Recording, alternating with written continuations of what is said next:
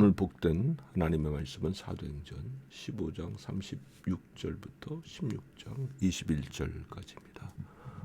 바울과 바나바가 이제 두 번째 선교 여행을 떠나는 이야기가 나오죠. 근데 떠날 때 바울과 바나바가 서로 심하게 다투고 갈라서게 되죠.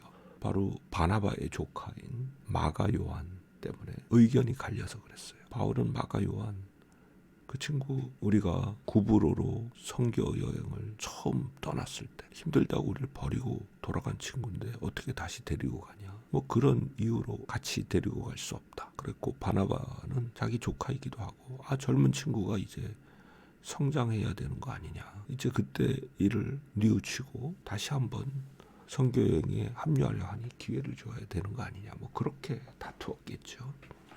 예전에는 이 부분 읽을 때 잘 이해가 안 갔어요. 바울과 같은 바나바와 같은 그런 사도들이 이런 일 가지고 이렇게 다퉈서 갈라서기까지 하느냐.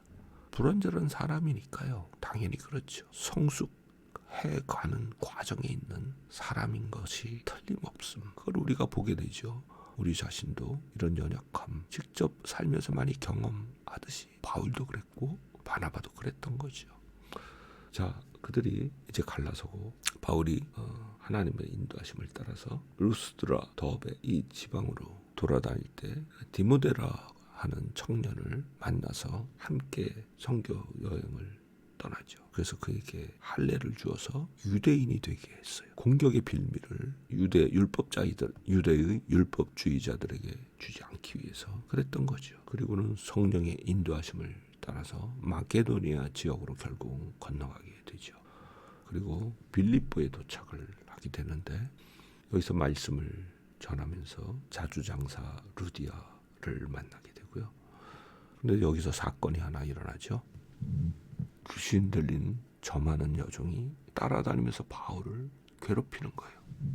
어떻게 보면 잘 이해가 안 가요. 아니 이거 바울을 홍보해 주는 거 아니야? 그런 생각이 들죠. 바울을 지극히 높으신 하나님의 종이고 구원의 길을 너희에게 선포하는 사람이다. 되게 좋은 말 아닌가요? 근데 바울은 이 말을 듣고 너무 괴로워했어요. 그래서 결국은 귀신을 쫓아내죠.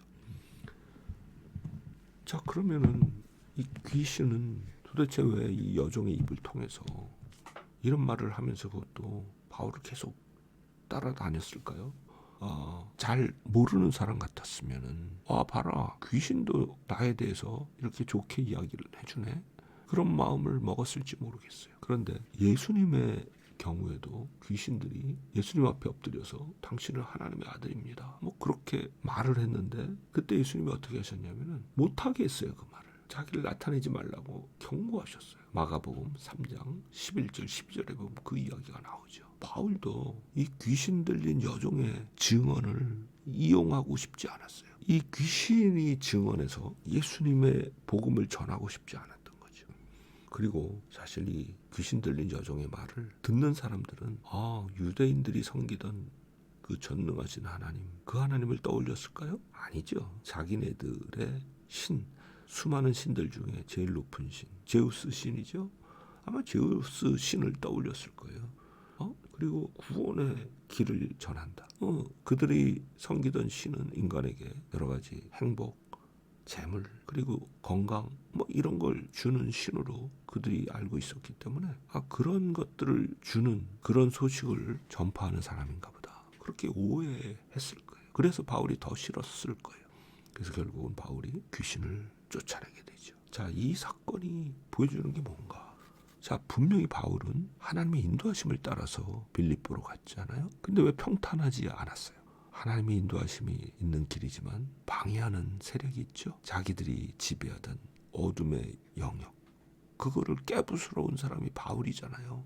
그 악한 영들이 바울을 공격하기 위해서 틈을 찾고 있었던 거죠. 그래서 그 저많은 귀신, 그 귀신을 그 여종으로부터 쫓아내자 드디어 바울이 그들의 덫에 걸리게 된 거예요. 우리가 주님의 이름으로 거룩한 복음을 들고 나갈 때 항상 방해가 있어요. 그 방해가 있고 어려움이 있다고 해서 하나님의 거룩한 복음을 전하는 게 하나님의 뜻이 아니다. 그렇게 생각하면 안 돼요. 방해가 있는 건 너무 당연한 거예요.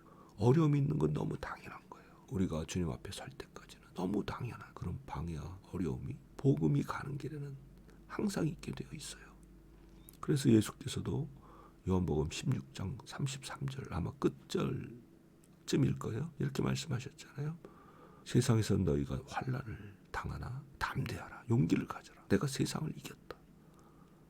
그건요. 양탄자 깔린 길이 있다는 뜻이 아니에요. 환난을 당한다. 어려움이 온다. 그러나 겁을 먹지 말아라. 내가 너희와 함께한다. 내가 세상을 이겼다. 그러니 너희도 이길 것이다. 그런 뜻이라고 했죠. 바울이 이제 이 빌립보의 악한 영들의 도전을 받고 어떤 어려움을 겪고 그걸 어떻게 이겨내었는지 내일 계속해서 읽어가도록 할게요. 자, 오늘도 우리와 함께 하시는 주님 바라보며 어떤 도전이 와도 흔들리지 않고 복음을 전하는 그런 복된 하루가 되기를 간절히 바랍니다.